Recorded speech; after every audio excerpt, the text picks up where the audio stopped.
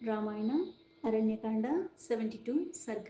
ఇక్కడ రామలక్ష్మణులు కబంధుడొక్క దేహానికి అగ్ని సంస్కారాలని చెయ్యుట, ఆ చితిలో వస్తున్న జ్వాలల నుంచి కబంధుడొక్క దివ్య దేహంతో బయటకి రావటం, తర్వాత అతడు శ్రీరాముడికి సుగ్రీవునొక్క వృత్తాంతాన్నంతా చెప్పి సీతని అన్వేషించే క్రమంలో ఆ కపీశ్వరుడు మీకు తోడ్పడతాడు అని చెప్పి అతనితో మైత్రి చెయ్యండి అని చెప్తాడు. అవన్నీ ఇక్కడ చెప్పబడి ఉన్నాయి.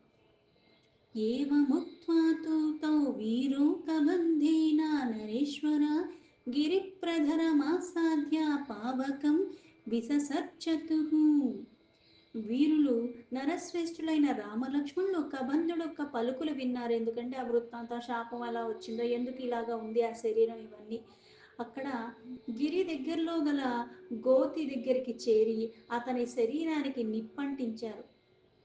లక్ష్మణస్తు మహోల్కాభిః జ్వలితాభిః సమంతతః చితామాదీపయామాస సా ప్రజ్వల సర్వతః. లక్ష్మణుడు బాగా మండుతున్న కట్టెలతో చితినంతయు కూడా వెలిగించి అంతటా ఆ చితి చుట్టూ కూడా మంటలు పైకి లేచాయి ఒక్కసారిగా. తచ్చరీరం కబంధస్య ఘృతపిండోపమం మహత్ మేధసా పచ్యమానస్య మందం దహతి పావకః. చితిపై కాలుతున్న కబంధుడొక్క మహాశరీరం కొవ్వుతో నిండిపోయి ఉన్నది. అది గడ్డకట్టిన నేతి ముద్దలాగా ఉన్నది. అది గడ్డకట్టిన నెయ్యి అయినా సరే మంటల దగ్గరికి తీసుకెళ్తే ఏమవుతుంది? కరిగిపోతుంది. అందువలన ఆ శరీరం అంతలాగా ఉన్నప్పటికీ అది మంటల్లో నెమ్మదిగా కాలిపోతున్నది. సా విధూయ చితామాసు విధూమోగ్నిరీవోక్తితః ఆరజే వాససి బిభ్రత్ మాలాం దివ్యం మహాబలః. అంతటా చాలా బలశాలి అయిన కబంధుడు చితి నుంచి బయటకి నిర్మలమైన 2 వస్త్రాల్ని, దివ్యమైన పూలమాలల్ని ధరించి పొగలేని అగ్ని జ్వాలల్లాగా పైకి లేచాడు. అంటే దివ్య శరీరంతో ఆ చితి మంటల నుంచి పైకొచ్చాడు. తతశ్చితాయ వీగీన భాస్వరో విమలంబరః ఉత్పపాతాశు సంహృష్టః సర్వ ప్రత్యంగభూషణః. స్వచ్ఛమైన వస్త్రాలతో విరాజిల్లుతున్న కబంధుడు అతివేగంగా చితి నుంచి బయటికి రావటమే, అతడు అన్ని అవయవాలందు కూడా మళ్ళీ చక్కగా, అంటే ఎక్కడెక్కడ ఏది పెట్టుకోవాలో అన్ని ఆభరణాలన్నీ కూడా ధరించి చాలా సంతోషించాడు. ఎందుకంటే ఏ శరీరం అయితే కోల్పోయాడు ఇప్పుడు మళ్ళీ అది లభించింది, ఆభరణం కాదు, ఇప్పుడు అటువంటి శరీరం మళ్ళీ లభించినందుకు చాలా సంతోషానికి లోబడ్డాడు కబంధుడు. విమానే భాస్వరే తిష్టన్ సంహయుక్తే యశస్కరే ప్రభయా చ మహాతేజ దిశో దశ విరాజయన్. మహాతేజస్వైన కబంధుడు అంతరిక్షానికి ఎగిరి హంసలను పూనిన ఒక విమానంలో కూర్చుని ఉన్నాడు. నిరుపమానమైన, అంటే నిజంగా ఆ విమానము చాలా అందంగా ఉన్నది. అది వెలుగులతో విరచిమ్ముతూ ఉన్న అటువంటి విమానంలో కూర్చుని ఉన్నాడు. సో అంతరిక్షగతో రామం కబంధో వాక్యమబ్రవీత్ శృణు రాఘవ తత్వత్తేన యథా సీతాం అవాప్స్యసి. ఆ విమానంలో కూర్చున్న తర్వాత ఆ కబంధుడు తన దివ్య కాంతులతో అన్ని దిక్కులు కూడా ప్రకాశింపచేస్తూ ఆ శ్రీరాముడితో ఇలా చెప్పాడు. రామ, సీతాదేవి లభించేడి ఉపాయాన్ని చెప్తాను, సావధానంగా వినండి అని. రామ షడ్యుక్తయో లోకే యాభిః సర్వం విమృశ్యతే పరిమృష్టో దశాంతేన దశాభాగేన సేవ్యతే. ఓ ప్రభు, లోకంలో సంధి, విగ్రహము, యానము, ఆసనము, ద్వైధిభావము, సమాశ్రయము అన్న 6 ఉపాయాలు ఉన్నాయి. షడ్యుక్తము అంటే 6 రకాల ఉపాయాలు ఉన్నాయి. అంటే శత్రువులతో మనం ఏదన్నా చేసేటప్పుడు వాళ్ళతో సంధి చేసుకోవటం, అంటే సామరస్యంగా ఎలా అయితే మనకి చెప్తారు ఇక్కడ, సామరస్యంగా చేసుకుని అంటే యుద్ధం దాకా వెళ్లకుండా సామరస్యంగా చర్చలతో కూడా అది మనకి తొలగిపోతుంది. ఇట్లా ఉపాయాలు ఉన్నాయి. అలాగే ఆ ఉపాయము లేకపోతే విగ్రహము అంటారు. అంటే వీళ్ళకి ఎవరు విరోధంగా ఉన్నారో వాళ్ళతో వెళ్ళి కలవటము, శత్రువు మీదకి లేదా దండెత్తి వెళ్ళటము, దాన్ని యానము అంటారు. అనుకూలమైన కాలం వరకు మళ్ళీ ఎదురు చూడటముని ఆసనం అంటారు. అయితే వాళ్ళ బలహీనతలను తెలుసుకుని అప్పుడు మళ్ళీ వాళ్ళతో ద్వంద్వ యుద్ధం చేయటం, అందుకే భావము అంటారు. లేకపోతే సమాశ్రయము అంటే బలవంతుడికి అయినా సరే రెండు విధములైన శత్రువులతో ఎప్పుడు మాటలతో కానీ మంచిగా ఇలా ఆ బలవంతుడిని ఆశ్రయించి అంటే నాకు అంత యుద్ధం చేసే బలం లేదు, కాకపోతే ఒక బలవంతుడిని నేను తీసుకొచ్చుకుని యుద్ధం అన్నా చేసుకోవచ్చు. ఇలా ఉపాయాలు ఉన్నాయి. సామధాన దండ ఉపాయాలని ఎలా అయితే చెప్తారో అలాగా ఇక్కడ లోకంలో ఇవన్నీ కూడా సమస్త కార్యాలకి ఈ ఏదో ఒక ఉపాయం ద్వారా అది సాధ్యమవుతుంది. దశాభాగగతో హీనః కం హి రామ సలక్ష్మణః యత్కృతే వ్యసనం ప్రాప్తం త్వయాధార ప్రదర్శనం.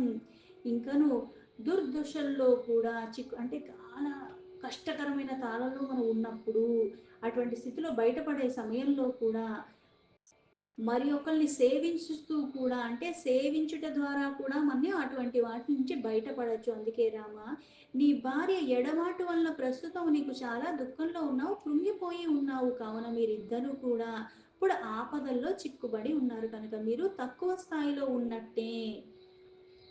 తతవశ్యం త్వయా కార్యః సా సుహృదాం పరా అకృత్వా హి నాతి సిద్ధిం అహం పశ్యామి చింతయన్. అందుకే ఏ ఆప్తమిత్రుడా అంటే నాకు కష్టకాలంలో నన్ను మళ్ళీ ఉద్ధరించబడేలాగా చేశావు కాబట్టి ఇప్పుడు మీకు సహాయపడగల మిత్రుడిని ఆశ్రయించటం మీకు ముఖ్య కర్తవ్యము. అట్లా చేస్తే మాత్రమే మీ కార్యం సిద్ధిస్తుంది అని నేను అనుకుంటున్నాను. మీకు మీరుగా వెళితే అది అసాధ్యము. श्रूयतां राम वक्ष्यामि सुग्रीवो नाम वानरः भ्रात्रा निरस्तः क्रुद्धेन मालीना శక్రసూనునా. ఓ రామ, నా పలుకులు ఆలకించి సుగ్రీవుడన్న పేరు గొలక వానరుడున్నాడు, ఇంద్రుడి అంశతో పుట్టిన వాలి ఇతనికి అన్నా. ఆ వాలి కోపంతో ఇతన్ని రాజ్యం నుంచి పంపించేశాడు, బహిష్కరించేశాడు. ఋష్యమూకే గిరివరే పంపా పర్యాంత శోభితే నివసత్యాత్మవాన్ వీర చతుర్భీః సహ వానరేహ. అయితే అన్న అలాగా రాజ్యం నుంచి పంపించేసిన తర్వాత పంపా సరోవర ప్రాంతంలో ఋష్యమూకము అన్న శ్రేష్టమైన పర్వతం మీద ఆ మహావీరుడు సుగ్రీవుడు నివసిస్తున్నాడు. పైగా ఈయన ప్రజ్ఞాశాలి అయిన నలుగురు వాన ప్రముఖులతో తోడుగా ఎప్పుడూ ఉంటూ ఉన్నాడు. వానరేంద్రో మహావీర్య తేజోవానమిత ప్రభ సత్యసంధో వినీతశ్చ ధృతిమాన్ మతిమాన్ మహాన్. ఓ రామ, ఆ వానర ప్రభు మహావీరుడు, చాలా తేజస్వి, అద్భుతమైన ప్రతిభ కలిగిన వాడు, మాటకు కట్టుబడి ఉండేవాడు, వినయానికి పెద్ద పెట్టిన పేరు, పైగా ధైర్యశాలి, ప్రజ్ఞావంతుడు, దక్ష ప్రగల్భో ధృతిమాన్ మహాబల పరాక్రమ భ్రాత్ర వివాసీతో రామ రాజహీతుర్మహాబల. ధైర్యశాలి, ప్రజ్ఞావంతుడు ఆ మహాత్ముడు, సర్వసమర్థుడు, అన్ని రకాల సమర్థత కలిగి ఉన్నవాడు, పైగా వాక్చతురుడు, చక్కని వర్చస్సు కలిగినవాడు, సాటిలేని పరాక్రమ కలిగినవాడు సుగ్రీవుడు. మహాబలిష్ఠుడైన అతడు రాజ్య కారణంగానే తన అన్నయ్యన వాలితో అలా కిష్కింద నుంచి వెళ్ళగొట్టబడ్డాడు. సతే సహాయో మిత్రం చ సీతాయాః పరిమార్గనే భవిష్యతి హితే రామ మాచా శోకే మనః కృతాః. ఆ సుగ్రీవుడు నీకు స్నేహితుడయి సీత అన్వేషణలో నీకు సహాయపడగలడు కనుక నువ్వు బాధని వీడి బాధపడవలసిన అవసరమే లేదు. ఓ ఇక్ష్వాకు వంశ శ్రేష్ఠుడా, కానున్నది కాకమానదు, అందుకే దానిని ఎవరూ కూడా అడ్డుకొనలేరు. జరిగేదాన్ని ఆపటం అన్నది మనం చెయ్యలేం, కాకపోతే ఏం చెయ్యగలం, నివారించే ప్రయత్నం చేస్తాం, లేకపోతే వచ్చాక అందులోంచి బయటపడే ప్రయత్నం చేస్తాం. ఆ రెండే మనం చెయ్యగలిగింది. భవితవ్యం హి యచ్చాపి నా తచ్చక్యామి హాన్యత కర్తుమిశ్వాకుశార్థూల కాలో హి దురతిక్రమః విధి నిర్ణయం తిరుగులేనిది. మనం ఎంతన్నా చేస్తాము ఇది రాకూడదని అందరూ అనుకుంటారు కానీ ఒకానొక కాలంలో ఒకటి అనుభవించాల్సి వస్తుంది, అది వస్తుంది, తప్పులేదు. విధి నిర్ణయము, విధి బలమైనది, దాన్ని ఎవరు కూడా మార్చలేరు. అయినప్పటికీ కూడా అది తిరుగులేనిది అయినప్పటికీ కూడా నువ్వు ఎలా ఉంటున్నావు, అన్ని బాగున్నప్పుడు కాదు, ఏది వచ్చినా సరే అదే నమ్మకంతో అదే విశ్వాసంతో ఉండటం కావాలి. అప్పుడు నువ్వు సునాదేశంగా దాన్ని కూడా దాటగలవు. అందుకే ఇలా విధి నిర్ణయాన్ని ఎవరు కూడా అతిక్రమించలేరు. అందుకే రామ, నీకు సంబంధించిన ఈ దురవస్థ విధి నిర్ణయం అని తెలుసుకుని ధైర్యంగానే ఉండు, బాధపడాల్సిన అవసరం లేదు. కొత్త ఎడబాటు ఉన్నది కానీ ఇది మళ్ళీ శాశ్వతమైన ఎడబాటు కాదు, అంటే నీకు సీత లభిస్తుంది అన్నట్టుగానే చెప్పాడు.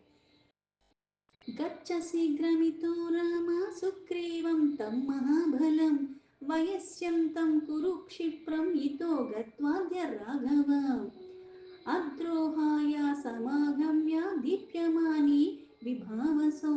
ఓ రామ, వెంటనే ఇక్కడి నుంచి బయలుదేరండి. మహాపరాక్రమశాలి అయిన ఆ సుగ్రీవుని ఈ రోజే కలుసుకుని అగ్ని సాక్షిగా ఆయనతో మీరు స్నేహాన్ని చేసుకోండి అన్నాడు. సచతే నావమంతవ్య సుగ్రీవో వానరాదీప కృతజ్ఞ కామరూపీ చ సహాయార్థీ చ వీర్యవాన్. ఆ సుగ్రీవుడు వానర జాతికి చెందినవాడు కదా అని అతన్ని గురించి మీరేం చులకనగా అనుకోకూడదు. ఎందుకంటే అతనితో మేలు జరుగుతుంది. పైగా అతడు ఎలాంటి వాడు అంటే చేసిన మేలుని ఎప్పటికీ మర్చిపోడు, మహావీరుడు, పైగా రూపాలు మారగలిగిన వాడు, కామ రూపిణి సహాయాన్ని ఆర్థిస్తున్నాడు. అంటే మీ ద్వారా ఆయనకి సహాయం లభిస్తుంది, ఆయన సహాయం ద్వారా మళ్ళీ మీకు సీత లభిస్తుంది అన్న భావనలో చెప్పాడు. శక్యోహ్యధ్యాయువాం కర్తుం కార్యం తస్య చికీర్షితం కృతార్థో వా కృత్యం తవ కరిష్యతి. పని జరిగేదాకా కూడా మన అవసరం అవతలవాడికి ఉన్నప్పుడు భలే వినయంగా ఉంటారు. అసలు మనం ఏం చెప్పినా కాదనుకున్నా, మనం ఎలా ఉన్నా బాగానే ఉంటారు. వాళ్ళ పని అయిపోయిన తర్వాత అప్పుడు మనలో లోపాలు గుర్తొస్తాయి. నువ్వు అలా ఉన్నావు, ఇలా ఉన్నావు, అది చేసావు, ఇది చేసావు, అప్పుడు ఎత్తి చూపిస్తారు తప్పితే దానికి ముందు ఎప్పుడు చెప్పరు. అంటే అక్కడ వాళ్ళ పని కావాలి కాబట్టి ఆ పని అయిపోయాక గుర్తొస్తాయి. అంటే ఈ పనికి ముందు కూడా నీలో అవే అవలక్షణాలు ఉన్నాయి కదా. అక్కడ నిజంగా స్నేహం గనక మంచిదై ఉంటే ఉన్నది ఉన్నట్టు చెప్పేయాలి కదా. అంటే అది ఉన్నది ఉన్నట్టు ఆ సందర్భంలో చెప్పకుండా దాచివేయటం కూడా అంటే మళ్ళీ మనల్ని రక్షించడానికి చేసినవి కాదు. ఆపద్ధర్మంగా అంటే వాళ్ళకి ఆపద ఉంది కాబట్టి మన వల్ల సహాయం పొందాలి కాబట్టి అది పొందేదాకా కూడా పొంచి ఉంటారు. తర్వాత ఏం చేస్తారు, గట్టెక్కాక నువ్వేంటి అన్నట్టుగానే మాట్లాడుతుంటాడు. కానీ ఇక్కడ సుగ్రీవుడు ఎలాంటి వాడంటే తను చేసిన మేలుని ఎప్పటికీ మర్చిపోడు, అంత విశ్వాసంతో ఉంటాడు. అతడు కోరేడి కార్యాన్ని నెరవేర్చడానికి మీకు సమర్థత ఉంది కాబట్టి. అంటే ఇప్పుడు కొన్ని కార్యాలు ఎలా ఉంటాయంటే నాకు ఎంత శక్తి సమర్థత ఉన్నా కొన్ని నేను చెయ్యలేను, నాకు పనికొచ్చేది అవతల వాళ్ళ ద్వారా అవుతుంది, వాళ్ళకి కావాల్సింది నేను చెయ్యగలను. అప్పుడు ఏమవుతుంది, ఆపద్ధర్మంలాగా వాళ్ళు నాకు సహాయం చేస్తారు, నేను వాళ్ళకి చేస్తాను. అందుకే తనకి చెయ్యవలసిన కార్యాన్ని చెయ్యటానికి మీరే సమర్థులు. మీ వలన అతని కార్యం నెరవేరుతుంది, నెరవేరుకున్నను మీ కార్యం నిర్వహించటంలో అతడు తప్పక మీకు తోడ్పడతాడు. సారుక్షరజసః పుత్రః పంపామాటతి శంకితః భాస్కరస్య రసః పుత్రో వాలీన కృతకిల్బిషః. అంతటా వృక్షరాజసుని కుమారుడు సూర్యాంశలో జన్మించినవాడు వాలితో వైరం ఏర్పడగా అతనికి భయపడిపోయి సుగ్రీవుడు ఇలా ఆ పంపా సరోవర తీరంలో తిరుగుతున్నాడు. సన్నిధాయ ఆయుధం క్షిప్రం ఋష్యమూకాలయం కపిం కురు రాఘవ సత్యేన వయస్యం వనచారిణం. రామ, త్వరగా ఆ ఋష్యముఖ పర్వతం పైన నివసించే ఆ కపిరాజు దగ్గరికి మీరు వెళ్ళండి, సుగ్రీవుడి దగ్గరికి. అక్కడ ఆయుధముని అలాగే ఆయన సమీపంలో ఉంచి ప్రణామపూర్వకంగా అతనితో స్నేహానికి మీరు పూనుకోండి అని చెప్పాడు కబంధుడు. సహి స్థానాని సర్వాణి కాత్స్యన్యా కపికుంజరః నరమాంసాశినాం లోకే నైపుణ్యాదధి గచ్చతి. ఓ కపీశ్వరుడా, రాక్షస లోకంలో రాక్షసులకి సంబంధించిన సమస్త ప్రదేశాల్ని పూర్తిగా యుక్తితో తెలుసుకొనగలవాడు, శత్రువుల్ని కూడా తుది ముట్టించగలిగిన సమర్థత కలిగినవాడు. न तस्या विदितं लोके किञ्चिदस्ति हि राघव यावत् सूर्यः प्रतिपति సహస్రాంశూరిరింధమా. ఓ రామ, వేల కొలది కిరణం గల సూర్యుడి యొక్క రశ్మి సోకుతున్నంత వరకును ఈ లోకమందలి ప్రదేశంలో అతనికి తెలియంది ఏదీ లేదు. అంటే సమస్త ప్రదేశాలు కూడా బాగా తెలిసినవాడు. సానధిర్విపులాన్ శైలాన్ గిరిదుర్గాని కంధరాన్ అన్వీక్ష వానరేహసార్ధం పత్నిం తే అధిగమిష్యతి. అతడు నదీ తీరాలు, విశాలమైన పర్వతాలు, గిరి దుర్గములు, కొండ గుహలు తన అనుచరులైన వానరులతో కలిసి వెతికి నీ భార్య అయిన సీతాదేవి జాడను తెలుసుకోగలడు. వానరాశ్చ మహాకాయాన్ ప్రేషయిష్యతి రాఘవ దిశో విచేతుం తాం సీతాం ద్విగ్ వియోగేన శోచితుం. ఓ రఘువీర, నీ ఎడబాటుకు గురయ్యే బాధలో ఉన్న సీతాదేవిని అన్వేషించటానికి అతడు మహాకాయులైన వానరులందరినీ కూడా అన్ని వైపులా కూడా పంపించగలడు. సజ్ఞాస్యతి వరారోహం నిర్మలాం రావణాలయే సమేరు శృంగాగ్రగతామానిందితాం ప్రవిశ్య పాతాళతలేపి వాస్వితాం ప్లవంగమానాం ప్రవర్తస్తవ ప్రియాం నిహత్య రక్షాసి పునః ప్రదాస్యతి. రావణాసురి నగరం ఎక్కడుందో, ఎక్కడున్నా సరే అతడు ఆ సీతా సాధ్విని ఎక్కడ పెట్టాడో కూడా తెలుసుకోగలడు. పూజ్యురాలైన నీ ధర్మపత్ని అయిన సీతాదేవిని మేరు శిఖరంపై ఉంచినా సరే, పాతాళంలో దాచినా సరే, వానర ప్రభు అయిన సుగ్రీవుడు అందులో ప్రవేశించి అక్కడ రాక్షసుల్ని పరిమార్చైనా సరే ఆమెను తీసుకువచ్చి నీకు అప్పగించగలిగిన సమర్థత కలిగి ఉన్నవాడు అని చెప్పాడు. దీంతో వాల్మీకి మహర్షి విరచితమైన ఆదికావ్యమైన శ్రీమద్ రామాయణంలో అరణ్యకాండలో 72 సర్గ సంపూర్ణం.